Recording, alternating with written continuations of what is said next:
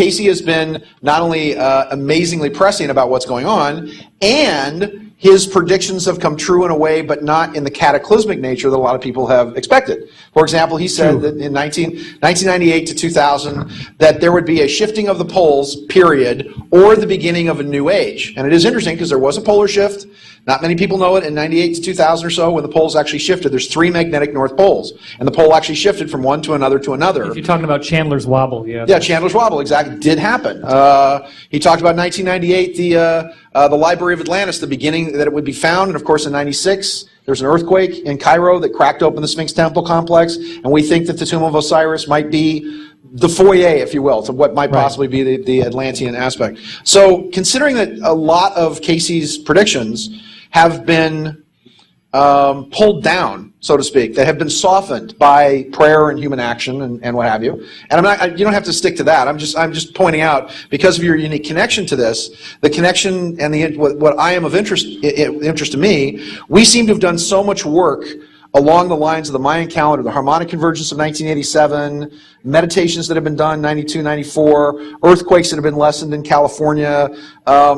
I mean, working with the Prophecy Research Institute, when Gordon Michael Scallion was talking about the whole West Coast falling into the ocean and whatever else, and so many people did meditations in California, and then the call went out for people to start meditating, and I said, don't tell me what's the same, tell me what's different. And people began to realize that the future was not as dire as many of them thought. So 2012, again, I wasn't sure if there was a lot of prophecies, but if you could mix that with what your opinion is of what goes on in the next 4 years or so, because everything is beginning to condense, everything is beginning to pull humanity back into the beginning of that quantum leap. So take us there and take it away. Okay, great. Well, thank you, Sean. What I didn't want to have to dwell on is the reincarnation thing. If you're interested, you can go to my website, divinecosmos.com, and read about that. Because I don't really think this is about individual personalities as much as it's about yourself. A lot of people have come up to any of us on this panel, I'm sure, and would like to have us be the savior figure, for lack of a better term. And there's no messianic return. It's a consciousness awakening that's happening in each person. And so if you want to get help from others on your spiritual path, that's fine. But I would always encourage you to practice discernment and recognize that if a truth doesn't resonate with you, you can throw it away and not look back. Because as one of our panelists was saying, this is a future that we create. 2012 appears to be an energy field which is largely dependent upon our focus in terms of how we choose to go into it. And one of the reasons why we know that is because of the government time travel project I just spoke about in my workshop, which many of you were at, called Project Looking Glass.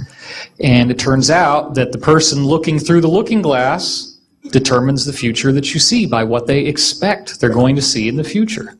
So this is an actual government Atlantean reverse engineered time viewing technology that has now confirmed factually, and I've had multiple witness testimonies that don't even know each other independently tell me this, that we're dealing with a situation where how you look at it does determine the outcome.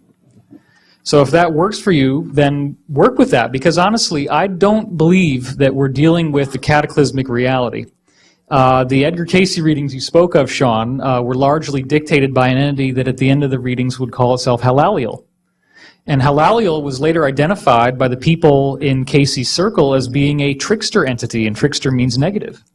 So this entity is responsible for the prophecies of California sinking into the ocean. Do you think if I believed that I would live in Los Angeles? Honestly. So, I'm not like you, though. I don't want to die until I'm ready.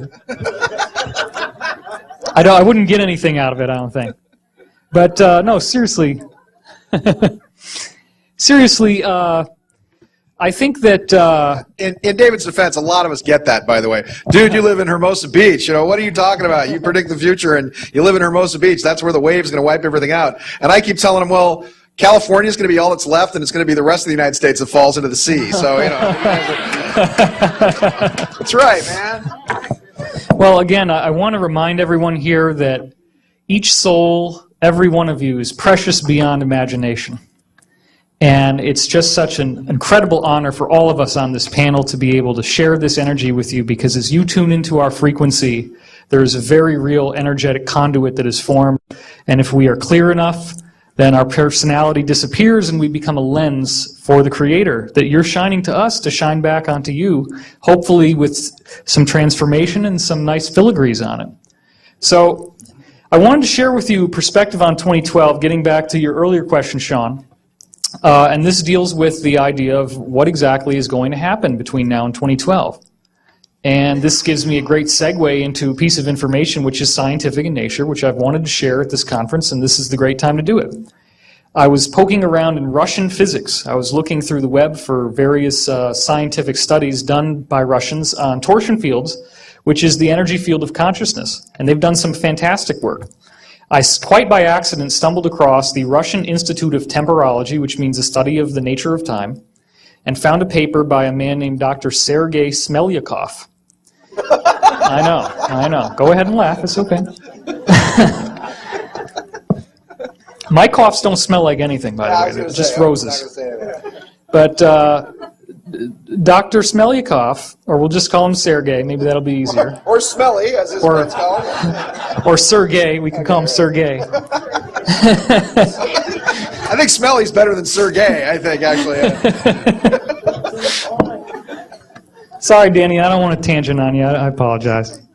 Okay, the point is this. Smelyakov looked at the Mayan calendar, found out that, does everybody know about the golden mean, the phi, 1.618? That's the harmonic cut, the sacred cut. You can cut a guitar string and it'll be 1 to 1.618 is the ratio. Anyway, that's the basis of all life and all growth. If you take the Mayan calendar cycle of 5,200 years in length and you start chopping that up by the phi ratio, so that it implodes into a singularity in 2012, which means that if you have an imploding spiral, okay, you're cutting it by phi, you cut up 5,200, make that sacred cut, and then cut that unit and cut that unit, those cuts will fall on certain years. And what Smelyakov discovered is that on those years, very, very substantial changes happen on the planet, including the fall of civilizations, the rise of new methods of measuring time, the rise of new civilizations, the rise of great spiritual teachers such as Jesus and Gautama Buddha, the major earth changes. In fact, the Russians did a 2,000-year retrogressive study of earthquakes and found that the biggest earthquakes happen on these resonance points. Well, think about what I said. It implodes into 2012. So what does that mean? Prior to actually hitting 2012, in the last year especially, there's going to be one after the other after the other. And every one of these wave fronts changes the planet, changes consciousness. One of the last ones we had was 1991, which was the fall of the Soviet Empire. One of the more recent ones that we had was right before, like 2 days before the Bush administration invaded Iraq, which I believe was the political fall from the public will of power that they had. So we're dealing now with the next wave that's coming in 2009. As we head into 2010, 2011, they're going to start happening every couple months, and then they're going to start happening every couple weeks, and then they're going to start happening every couple days. By the time we get to 2012, we're going to be hitting new ones every hour. And towards the end, it's multiple times per second. Okay, now my readings have told me, for what it's worth, that some of us will be able to have ascended abilities. I mean, full-on ascended abilities prior to the actual shift happening. So that would be very cool, because what we're expecting after 2012 is a 100 times more harmonious utopian world where things like time travel, levitation, instant telepathy, instant healing, telekinesis are as common and as everyday as breathing. And I look forward to that time. Now, I've been told that any one of us in this room, anyone, if you're willing to do your practice, which basically involves the acceptance and the forgiveness of the self, and if you get that down, then you start looking at everyone else. If somebody else upsets you, the only reason why they would is because they're hitting an issue that you have. So if somebody does something and it no longer is your issue, you won't be upset by them. If you can find that peace and that equanimity within yourself, then you will be the most compatible for this change that is coming. And as each of these new wave fronts hits, these are sufficient enough. They used to take hundreds and hundreds of years. They change the whole nature of the world and civilization. They're going to start happening every week and then every day. So you can harness that potential in yourself, and I see a very, very positive future coming. So I thank you.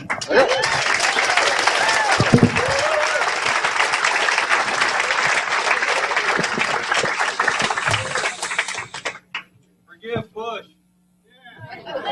Already done it.